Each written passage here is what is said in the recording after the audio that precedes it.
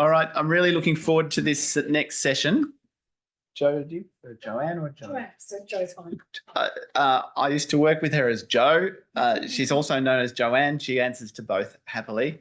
Joe and I go a long way back, and then we've happily reconnected sort of now. We were both journalists at a time, and when a lot of people were starting to wonder whether journalism had a future, and as an increasing number of people left, they kept on saying, "Oh, you got out at just the right time," and then but you still end up staying connected, and so that's why I thought this would be a great presentation, because Joe now runs a large agency involved in PR, and I'm fascinated to hear what you have to say. Thanks very much, Joe. Thank you so much.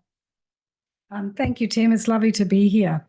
Well, I guess first of all, because maybe a bit of a scene setter. When Tim invited me to speak to this group, I was a little bit intimidated, because I'm going to assume most of you probably know a little bit more than I do about the transformational wave that's hitting our communications industry. So it was really like, what can I tell you that you probably don't already know? But when I think about the role of communicators today, I'm really struck by one thing that we have in common, and that's uncertainty. Uncertainty caused by the unprecedented rate of technological transformation, uncertainty caused by culture wars and changing social norms. You've seen that on campus. You're seeing it daily ripped through the sort of the newspapers and other channels. Uncertainty about our very existence as communication professionals. There's a lot of discussion in the industry about what will our roles be in not just in 10 years, but in 2 years. So today, I thought I'd sort of share with you my very humble experience from the inside, and really, what I'm seeing as the head of a PR agency, what PR agency life is like today, and what we think it's going to be tomorrow. And really, my perspective, running, a large PR agency for Australia as a female-led entrepreneur, but more importantly, as somebody who's leading a team of professionals through this enormous wave of change. But first, a little bit about my journey. As Tim mentioned, this is me when I graduated my master's degree. So we started as pretty much cub reporters at The Age, but even before that, I actually was intending to be an academic. I did a honours and then a master's in international politics. I majored in Soviet communist politics and Chinese communist politics, which back then were completely useless disciplines. So when it came time to actually deciding what I wanted to do, I had a number of choices. Academia was one. I'd started a PhD, but then I decided that I wanted to become a writer. And so I sort of carry both passions, a passion for learning and a passion for knowledge, but also as a lifelong person in communications, a real sort of interest in and a commitment to the role of communications in really transforming the way in which people engage with brands, with institutions, and I guess with the very world around them. So yes, as Tim mentioned, I was at The Age for many years and actually had quite a few years as national education reporter, and have maintained an interest as well on a professional level. We work with a lot of schools and universities in our business. So this is me today. So from that young, clueless 22-year-old, I think, when I graduated, this is a photo of our team a few years ago, but it's pretty much similar today. We have around 60 staff, offices around Australia, and we have another 30 people across the Pacific. We're running a number of large communication programs for the federal government. So yeah, a big change, and a journey that's been quite interesting with communications at the heart.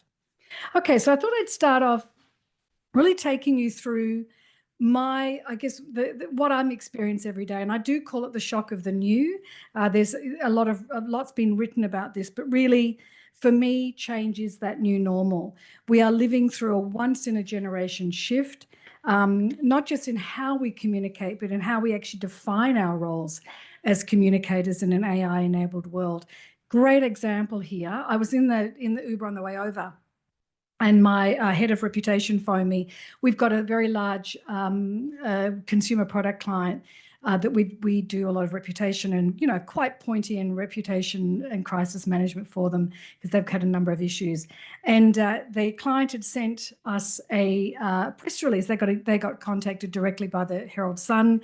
Rather than coming to us, their skilled crisis agency, we've got the ex-editor of The Age working for us. They decided to put it into GPT and sent us, luckily, they sent us the press release that ChatGPT spat out. And needless to say, it was terrifying and it was alarming. So this is the real time. This is happening in real time. So one of the things we do know is that 91% of organizations are now using AI in their communication functions. I don't have the data, but I would say compared to 2 years ago, it might have been 5 or 10%. So this is transformation at speed. The challenge there, though, is only around 30 to 40% have actual AI guidelines in place. Just a quick show of hands, how many of you, as I guess in terms of involved in university communications, are guided by, or do you have framing guidelines that set your parameters? Just hands up. Okay, that's really interesting because I would have thought it would be the opposite. I thought I'd see a sea of hands.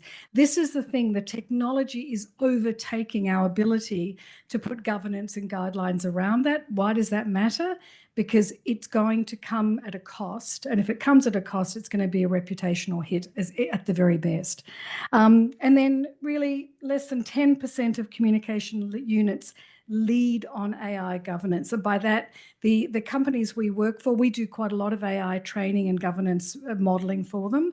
And mostly it's either their counsel, so their senior counsel, or their HR sometimes gets driven by HR, or it's the COO. But really for us, AI as communicators is a communications function. And that's really where the governance and the parameters need to be set. So we have this issue when we have a transparency gap where many organizations are using AI, often without necessarily consent or transparency, and most importantly, disclosure to their stakeholders. So that's both internal and external. So really adoption is fast, but we're not really keeping up with all of the guidelines around it.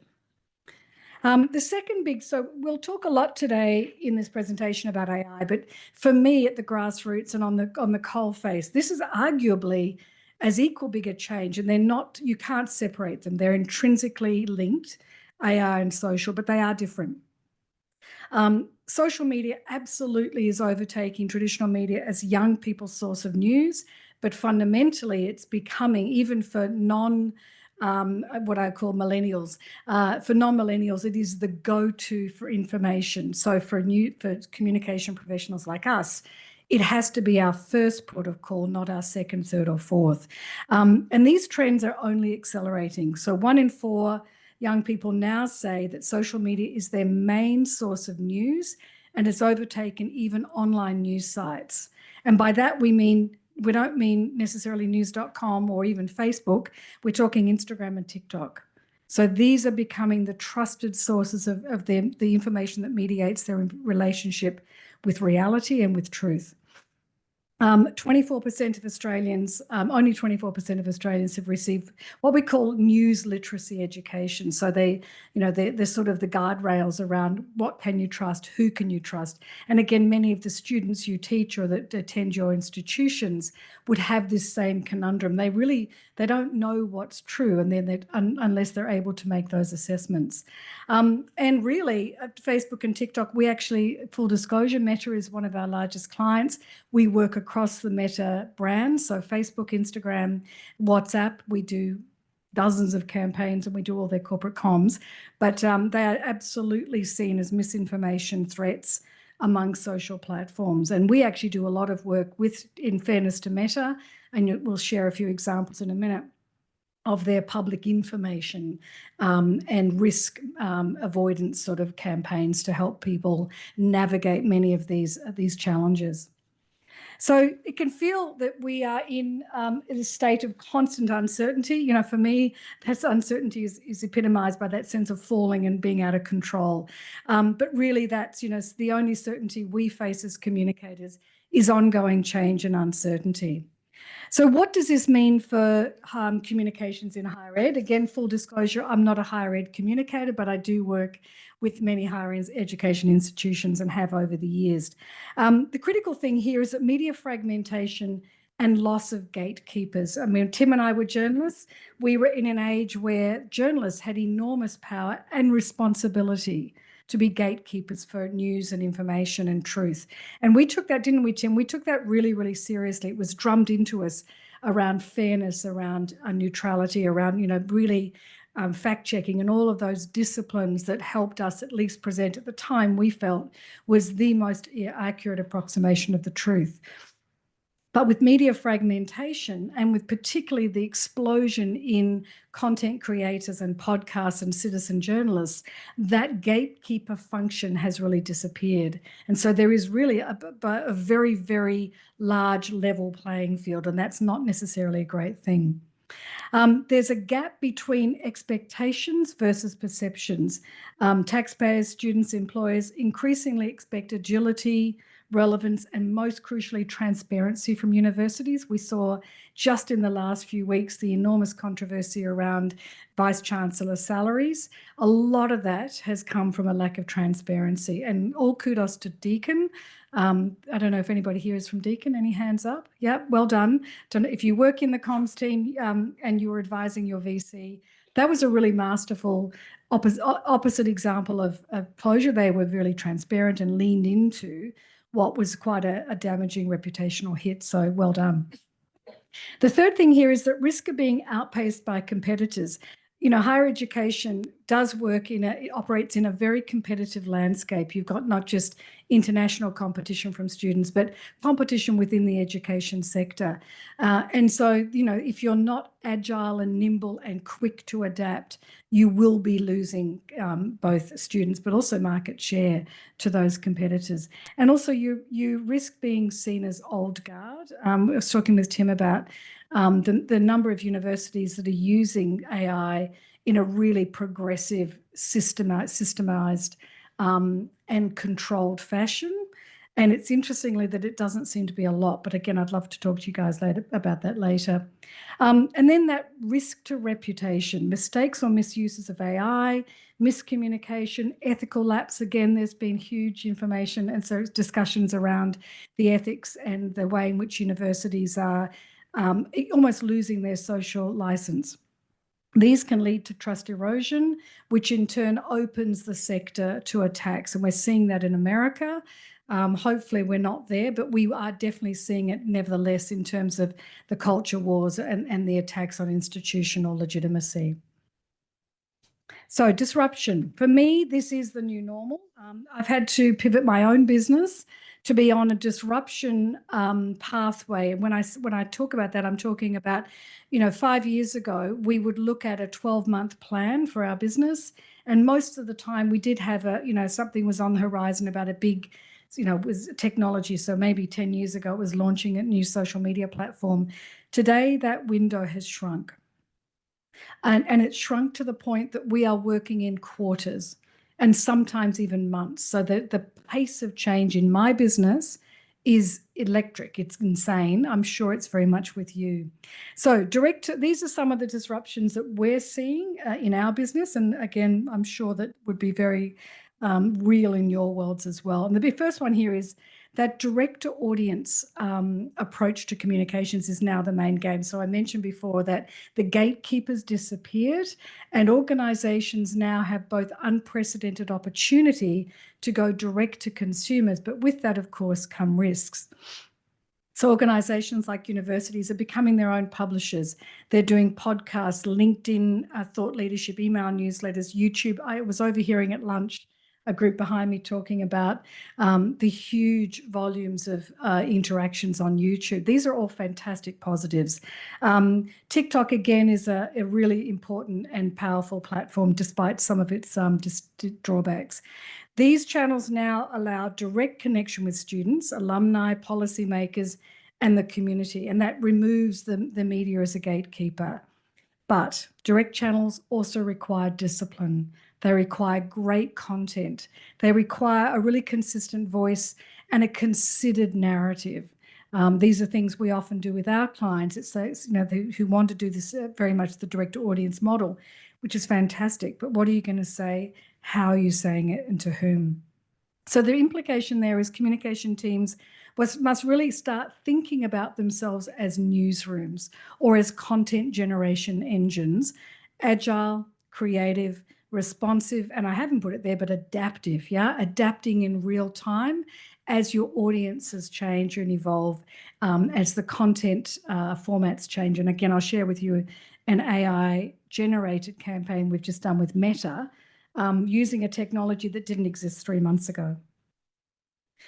Second big disruption, AI is absolutely driving this content revolution. I mentioned that press release, scary thing, and I'm now using AI in virtually every aspect of my life. So it is pretty impressive the way in which it's gathered speed. So these tools are now producing first drafts of press releases, speeches, student comms, media monitoring. We're using AIs to plot and predict the path of a crisis and to help us anticipate where we're going to get media traction and where we're going to get media opportunities. So this is real-time stuff. The opportunity then is to produce and get in front of, whether you're doing reputation management and crisis, to get in front of that, to anticipate the narrative or the messages that are going to land better, to personalize and personalize at scale. In your digital departments, this has been the main game for the last 3 or 5 years. AI gives us as communicators an opportunity to really amplify that. But again, the risks are very real. Generic content, I can't tell you, and I'm sure you'd know the same, the number of CVs I get. We've been recruiting recently, and I literally go through and mark them for the AI tells. The M dashes, they're just so obvious, and they're also very, very generic. Again, we use AI as an enabler. It's intrinsic to our practice now, but it's not the end result. And that's a key thing students have to learn. We've been having lots of debates because my husband sits on one of the RMIT advisory boards. And, this whole debate, how do universities, how do you adapt to the fact that students are using it almost entirely for their content production? You're not going to escape that. So how do we use it as an enabler? How do we educate people that it's not the end game, it's a tool? Factual errors, bias, all of that sort of stuff.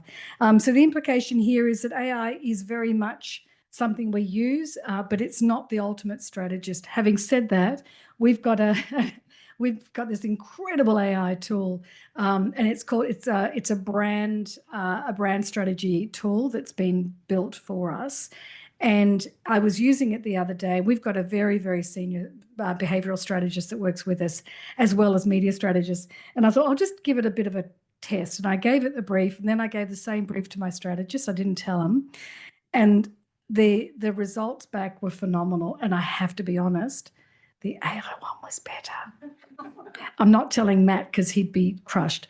And at the end of the day, I can't interrogate that strategy as well as I can work with my strategist, but it is very scary.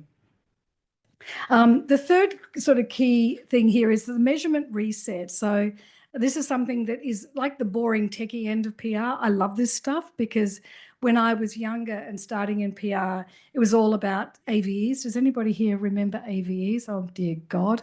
Now the conversations are absolutely around impact, and to show impact, you then need to have the breadcrumbs ahead of that to actually be able to measure and evaluate.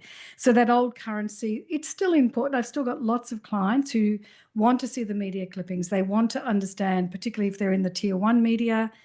I've had 3 briefs this week from international clients. Every single one wants to be in the AFR. And when you turn back and say, well, actually, that's probably not where you want to be, they don't want to hear it. Stakeholders also expect to see outcomes that matter: trust, engagement, enrollment, sentiments, things like that. So again, these data points become really important. And then AI analytics in real time are the third dimension there. One thing we're starting to see emerge into our PR practice is AI search. And again, this isn't anything new, but it's starting the notion of AI search being part of the discipline and the skill set of PR professional. This is something that, again, 12 months ago really wasn't on our radar, and it's something we're scrabbling as an agency to really get our heads around. So we have to measure meaning, not mentions, shifting the focus from visibility to credibility. Again, this quality versus quantity. And this last one, again, I cannot tell you how this is arguably, again, I keep talking about we're facing so much change. I'm always I feel like I'm doing whack-a-mole some days, because what I have seen in my business, when I look at who I'm hiring social media strategists, social media managers, creator managers, and content creators at the pace, probably 2 to 3 times the pace I'm hiring general PRs. So this is a really important trend. And the creator economy here is really quite profound. So 60% of consumers now trust what a creator says about a brand more than what the brand says about itself. That statistic isn't just a signal of shifting media habits. It's a mandate for brands to evolve how they stand up in culture. So this is from, most of you will be familiar with the Edelman Trust Barometer. And this is really, again, I guess a canary in the coal mine, as we see that, with the erosion in trust in institution and brands, people are turning to intermediaries, the content creators, the influencers that we used to call them. I can't even believe they've actually changed their name. But they're more than publishers. They build communities around their content, and those communities are deeply loyal, in many cases far more loyal, and they become evangelists for that particular creator. So this is both an opportunity but also a threat if you're not across who and how to talk to this community. Okay, I want to look now at the role of universities in training future PRs. So I'm just going to get excuse me, lost my place here a tiny bit. There was an article in the AFR, Jenny George. I'm sure most of you have seen this article. So Jenny George, Professor Jenny George, Dean of the Melbourne Business School, sort of it was a LinkedIn post first and then got picked up by the AFR. And effectively what she's really saying here is that universities have to really start rethinking the way in which we're training communication graduates and graduates generally, and have them learn to think first. Now, this is an interesting thing, because when I was a university student, I did an undergrad and graduate in arts, which was very much, it wasn't the popular model now. It was very much, you go in, you spend years sitting on your bum and sitting around the university, the common areas, and debating all sorts of things, and occasionally turning up for a tute, and then, squizzing through and writing a thesis and hoping for the best. But there was something really profound in that, because when I think about the degrees I did, I learned to speak Russian. I studied in Russia. I came back and did a first-class master's and was being interviewed by DFAT and ONA, the Office of National Assessments. So they would have been perfect for my skill set. Yeah, that's what I had trained for. But I became a journalist, something I had no training for. But because of this generalist skills, I was able to adapt those skills and become a journalist, and then later a communicator. So I think this is a really interesting debate to be having, and it's a really good time to be having it now, because as an employer, what I do not want is a plug and play candidate who comes, and I get a lot of them out of the big universities. Many of them don't have very good English skills, which is the first problem, because they need to be communicators in English. But what I'm really looking for are graduates that can adapt and evolve at pace as my business evolves. So this is around agility, the ability to quickly pivot with new platforms, crises, and technologies. So again, if I say I've got a new starter, I had a new starter in my Sydney office I was meeting with yesterday, and a little bit of AI knowledge, but hadn't really used the tools very much. So he's being put through a week or 2 of training on all of our platforms, and with the expectation that he will bring that practice into his professional skill set and then set himself up for an ongoing career at ICOM. I need multifunctional skill sets. I need a blend of really great writing. So again, the core skills that you teach are important, but it's those wraparound capabilities. Digital production, more and more. I'm on the Monash University Advisory Board for the arts course. And, I'm always saying to them, it's great that you're teaching PR and communications, they need to write, but they're producing content. So video, visual sort of imagining, create storytelling, interview skills, post-production editing. I look at this, the graduates are coming out of Monash, and they've got this rounded skill set that industry needs now. AI literacy, that's a given. I do think that the generation coming through universities, they're going to be hugely advantaged by that. But with an ethical awareness, we need to build frameworks around this so we're not playing catch up. Strategic thinking, the ability to stand back and look at and assess challenges or opportunities, or assess the media, or assess content creators, and really look at them in a 360-degree landscape to link comms activities to organizational outcomes. So when that client asked me to look at their AI generated press release, I'm able to say, well, that's great. I'm really glad you did that. But what impact is that going to have on your organization if it goes wrong? And be able to put that argument around why you need to have us in the room. And then that cultural intelligence, being sensitive to diverse audiences, global perspectives, and those shifting social expectations.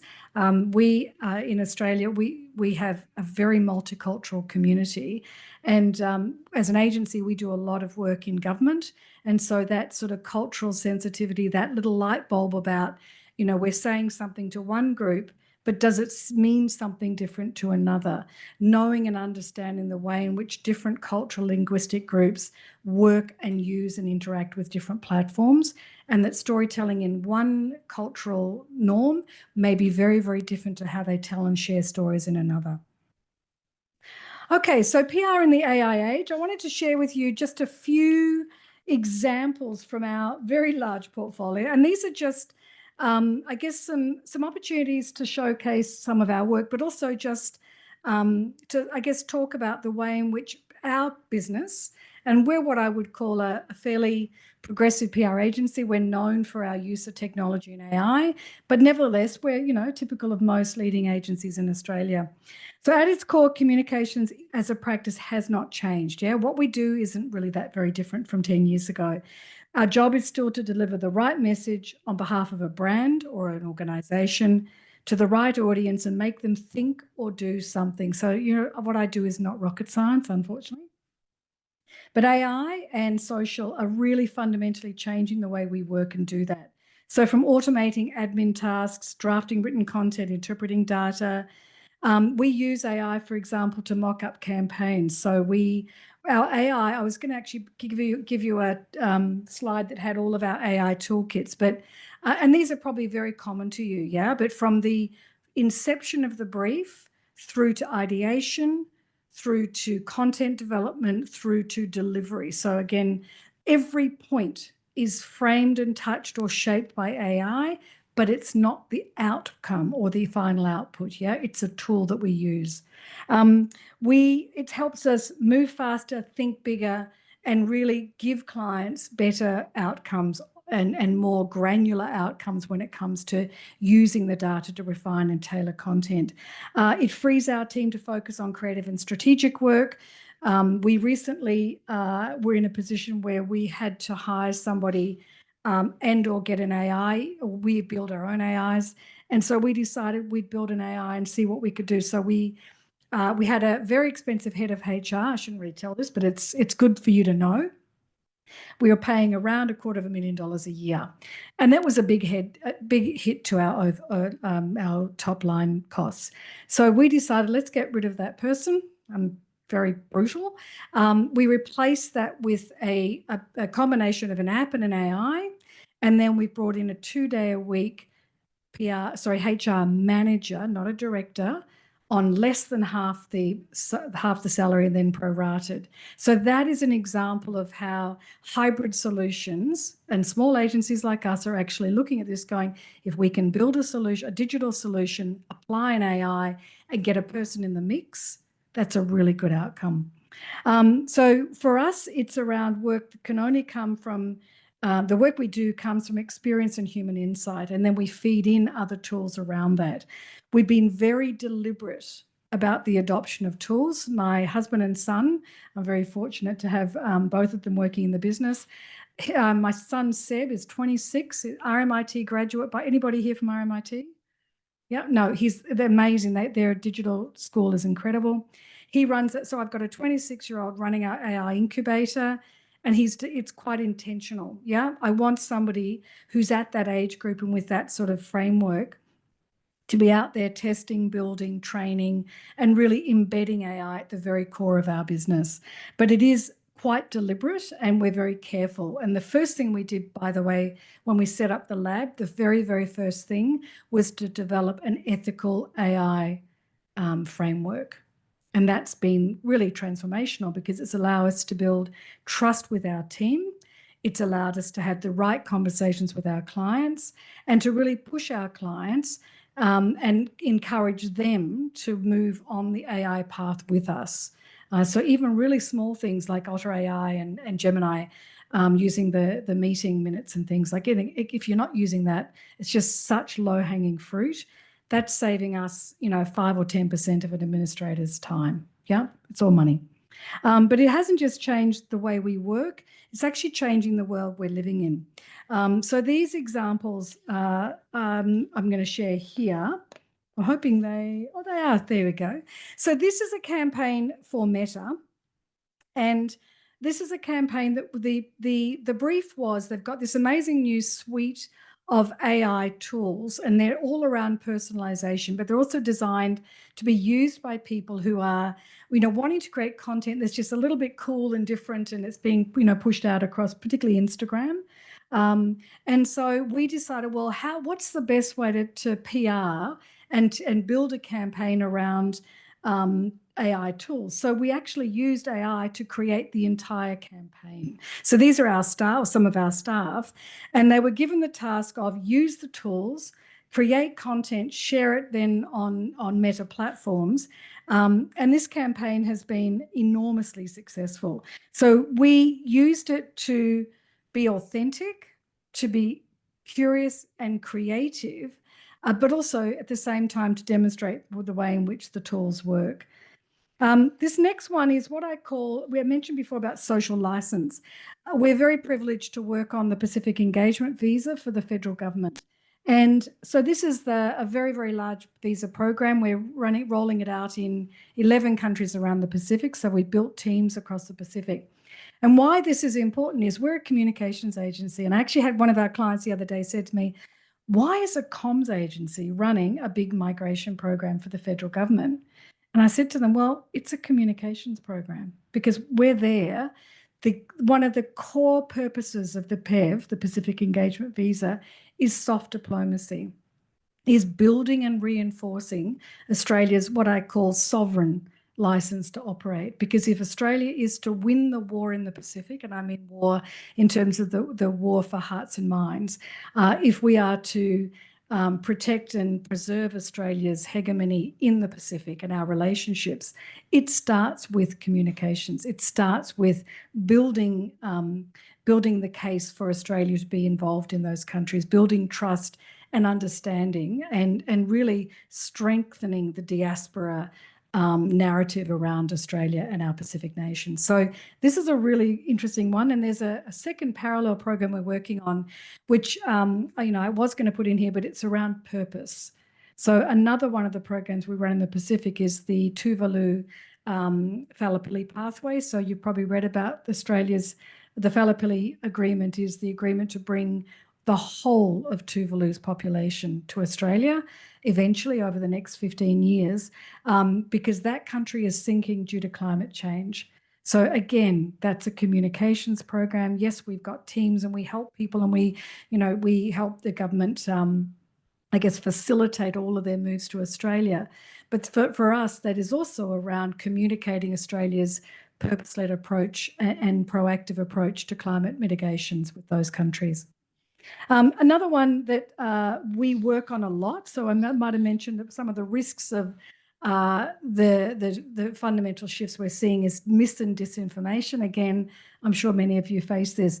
We have done a lot of work, whether it's countering violent extremists and countering extremist narratives for Home Affairs. This is one that we did for the Department of Communications.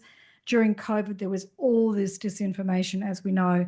But in this case, there was a bunch of disinformation, and it was coming out of a particular part of northern New South Wales where a lot of alternative lifestyles happen around the safety of 5G and EME.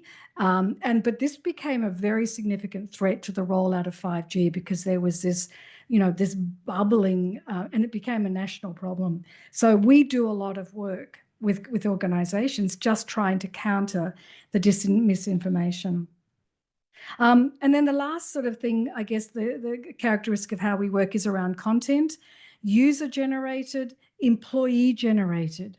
We're doing a lot of work now with organizations who are using their owned channels to create and distribute communication and content that engages and builds employee engagement and advocacy for the organization. Again, I won't take you into too much detail, I'm conscious of time, but this shows a campaign that we've done that's running in about 13 countries in Asia.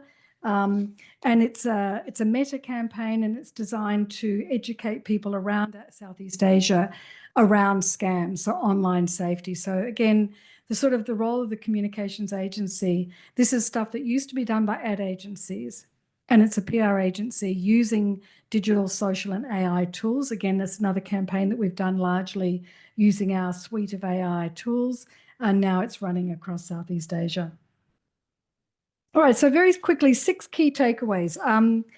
Again, this is really from my own experience in terms of navigating PR 3.0 is what I call it. So from gatekeepers to creators, own your channels. Owned channels, for me, are one of the most powerful paths to market. And they are also the one that most of my clients think about last. So they're hung up on the big tier 1 media, but often their audience is actually very, very close to home. And we do a lot of this work because we work with government and they often don't have big budgets. We're often having to partner with organizations across owned channels. So as traditional media shrinks, universities have to go direct to their audiences, and you have enormous channels, TikTok, LinkedIn, Facebook. YouTube is a huge channel for universities. Newsletters and podcasts. I think podcasts the data behind podcasts is stunning. The sheer scale and growth of podcasts, both in terms of numbers, but also viewer and listenership, is really powerful. And yet many, many organizations have been slow to recognize that as a legitimate, whether it's an advertising or content channel. So I'd be looking very closely at that. Thought leadership, again, there's great opportunities through your owned channels to be really crafting your own narrative and building thought leader. And again, LinkedIn for executives and even, again, many of us in the room here, great opportunity to own your story and narrative and build your own brand. And then consistency and storytelling discipline to build credibility beyond the headlines. So with so many negative headlines in academia or hitting academia, it's not the end of the world because you control your own channels and you control what goes on there. And with a consistent, disciplined approach, you can actually prosecute your own story. Second takeaway here is, again, I've really harped on about this, so I won't go too much here, but AI is an amplifier, not as a substitute. So again, use it to streamline tasks, use it to do all the background stuff to inspire, but then double check, triple check, and make sure you're putting your own personality and voice across it. Always apply human judgment. Yeah, even the best AI produced product does need to be mediated by humans. And then remember, strategy and creativity remain the differentiators that AI can't replace. So when I mentioned that we use AI in our ideation process, it's just that. It's the first step in an ideation. It's a building block. And then we bring in the art directors and the photographers and the videographers and the filmmakers to bring it to life in real life. So for us, unless we're doing that meta campaign, which is an exception, it is very much one of those building blocks. The third sort of takeaway for me is around authenticity beats automation. For the best thing we say to clients, particularly when they're dealing with a crisis or something has happened and they really need to face into it, be authentic, because that's what people want and expect nowadays. Audience can spot robotic comms, they can spot bullshit a mile off, and more importantly, others spot it for them. And then you start entering this whirlpool of commentary and discussion around your brand. So authenticity resonates, and it's really important that we can convince our stakeholders, our VCs, in my case, my clients, to lean into that and own it. Share genuine student, staff, and community stories. Some of the best stories we've been telling with our clients. One of our larger, we work a lot with a very large energy transition company out of France. And again, difficult topic, not very exciting and sexy. So we tell that story through the lens of their suppliers, their customers, and their people, and it suddenly comes to life. And if you're using AI, just be really transparent about it. Measure meaning, not mentions. I mentioned before about measurement and evaluation. Really, I'd be building into your measurement frameworks trust and salience. Yeah. How often is your brand seen in a positive context by the right people at the right time in the right channels? Sounds really complicated. It is, but if you get it right, it's very powerful. And also define success in terms of influence. Are you able to influence the student purchasing decision? Are you able to shape their perceptions of your brand against another university? Are you able to get the media to come to you first when they want commentary and thought leadership to become the trusted voice in higher education? Upskill continuously. I wish I had more time to do this. We train our teams weekly. So again, 3 years ago, 2 years ago, they might do a course once or twice a year as part of their training. We have in-house training that is constant because the tools are changing constantly and the landscape is also adapting constantly. So being AI literate is now not just a nice to have, it's a must have. Train teams also in data analytics. Yeah, data isn't hard. I get data and I'm not a data person, but actually, teach them what data to look for, what data points really matter, and make sure that they've got the ability to actually build those into their frameworks. And for us, we position comms because we one thing we don't do, we're a purpose-led organization, so we don't do fish and chips and alcohol, and we don't do the sort of the fluffy PR, but we really position our role as strategic partners because so many of our clients are facing unprecedented change. We need to be that little step ahead of them, or at least standing beside them as we face into that. And more importantly, as we build and adapt the tools to help them actually sit in that space. So strategic advisors, not just service providers. And I think that's really relevant to in-house comms teams as well, because your jobs are just as vulnerable to change as mine. And then the very last point is collaboration. Content creators, partners, universities, suppliers in your ecosystem. We're really, really big on collaboration, both in our own business model, in working with clients. We often talk about brand partnerships. So we're often, matching brands. I've got 2 clients at the moment that we're matching, completely unrelated industries, but they come together around a particular product. Cross-functional teams. So think about how in which your teams might be cross-functional as well. That's another internal source of collaboration. Partner with academics, IT, and external specialists when you need to, and then build those hybrid workflows. AI allows us to then tap into workflows outside the traditional remit of a communications professional. When I started in this industry, my job was really to pump out press releases and write backgrounders and media briefings. Today, I don't think I've written a press release in 5 years. I have a team that do that, but the press release of yesterday is pretty much history.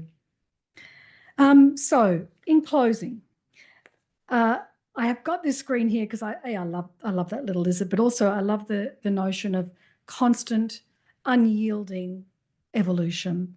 As communicators today, we're not just reacting to AI and digital media disruption. We're evolving through it. The decline of traditional media is reframing the opinion, and the reframing of opinion as truth.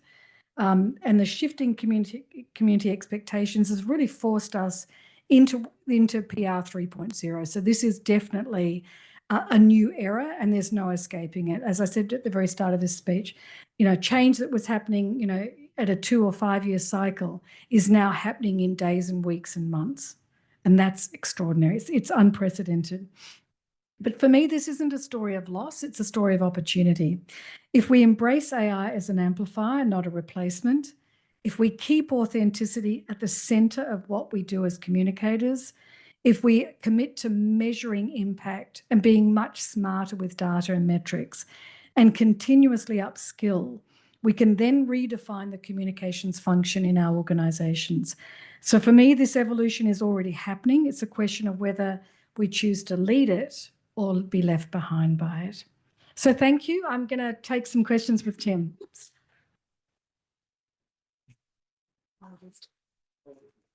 Thanks very much, Jo. There were so many moments during there where I think we could all see our own jobs and thought, wow, I could do that a little bit better. Any quick questions before we... Thanks so much. It was fascinating.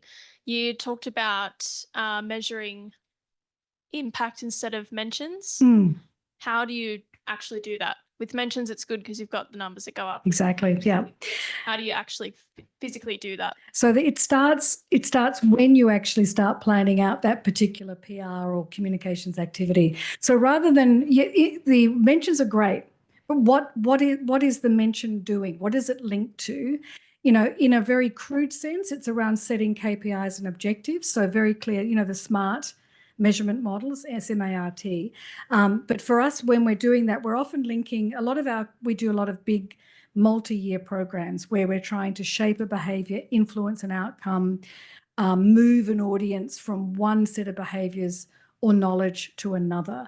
But in a communications function like a university, it's really important, is the release around correcting information? Is it around driving enrollments? Is it around strengthening your brand positioning in a particular segment or sector? Or is it promoting greater expertise? So first of all, you need to be clear on why you're doing it. What is the intended purpose? And then putting KPIs and objectives around that. And I would be saying, as at a meta level, as a university, it's really important that they're part of your strategic framework. Set them, annually, review them quarterly, and making sure that as much as possible, you're moving away from that, what I call dumb tactical. You throw out a press release here or there. That's great. You might have to do that, but ask yourself and your team, what is the purpose of, how does that press release or how does that media activity ladder up to my objectives, KPIs, and targets? So in a short form. One more and then we'll finish up. Hi, Annabelle from UniSA. This is just one that's been coming up on and off for a little while. Like, and you just said it at the end, like the traditional press release is no more. So how do you explain that when we've got journalists and people who rely on that as a typical way of receiving information? Isn't it just another form of storytelling, or are you thinking about it in a more strategic way? Well, I'd actually, it's an interesting point because I'd actually even go to the journalists and ask them, is that even what they need and want from you? So yes, a traditional media release might be okay as a base form of information, but a really good story here. One of my colleagues was sent out, she was given a press release from a client, and the client was complaining that they'd sent the release out, and this is a major brand, and had zero uptake. So Susan had a look at the press release and went, well, it's actually a pretty crap press release, but also it's in a very, very crowded market at a really difficult time. So what she then did was, well, you've got a really great spokesperson here. I'm going to bin the press release and record a series of voice grabs, sent them off to a selected media list, and I'm shortening the story here, was then able to basically get huge take up in the Sydney media, and it was pretty much the first story that was running in the morning media cycle. So when I say the press release is dead, it's the singular reliance on a single media release and thinking, I'll put that out and the media will come to me. Typically, the media won't, unless it's got an amazing headline. You've got a phenomenal story behind it, and you do hear stories about universities. I was hearing a story just the other day about a university team that were putting out all these press releases, but they weren't publishing them publicly. Sorry, they had them on their website, but they weren't sending them to journalists. They're expecting journalists to come to them. So in this media landscape, content, are you creating the right content for the right media? Are you using B-roll, video, audio, digital assets? We do a lot of things like, infographics and visuals and, as I said, B-roll. So equipping journalists with the media tools that are going to make their job easier. And if it's a 15-second audio grab or a 1-hour interview on a podcast, they're poles apart, but they actually help drive that particular uptake in that channel. Fantastic. Sorry. Thanks so much, Jo. You're welcome. That has been a really insightful presentation. And Tim, if anybody's interested to get a copy or wants to get in touch, Tim's got my details. I meant to have a thing on the bottom there, but I forgot.